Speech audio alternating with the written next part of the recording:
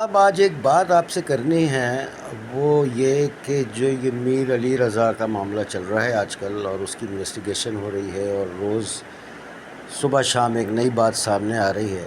ساری چیزوں سے قطع نظر جو ایک چیز میرے ذہن میں آئی ہے جو میں آپ سے کرنا چاہتا ہوں، وہ یہ کہ میری تمام دوستوں سے، اپنے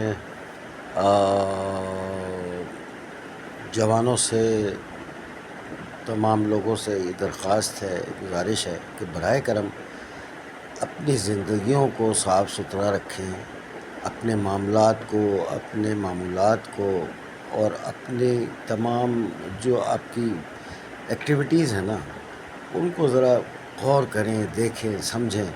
مطلب مجھے ایک بات ہی بتائیے، ساری چیزیں اپنی جگہ، لیکن ایک بزنس مین، ایک بظاہر کامیاب آدمی جس کے 2-3 آؤٹ لیٹس ہوں، اور پھر جناب وہ رات کی تاریکی میں 4 بجے نکلتا ہے اسلحہ لے کے، اب اور کہاں جا رہا ہے، کس سے ملنے جا رہا ہے، ابھی یہ ساری چیزیں سامنے آنی ہیں۔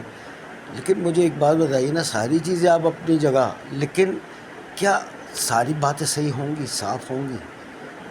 کچھ تو پرابلم ہوگی نا، جو رات کے 4 بجے ایک جوان آدمی اسلحہ لے کے گھر سے باہر نکلا ہے، کچھ تو ایسی بات ہوگی نا۔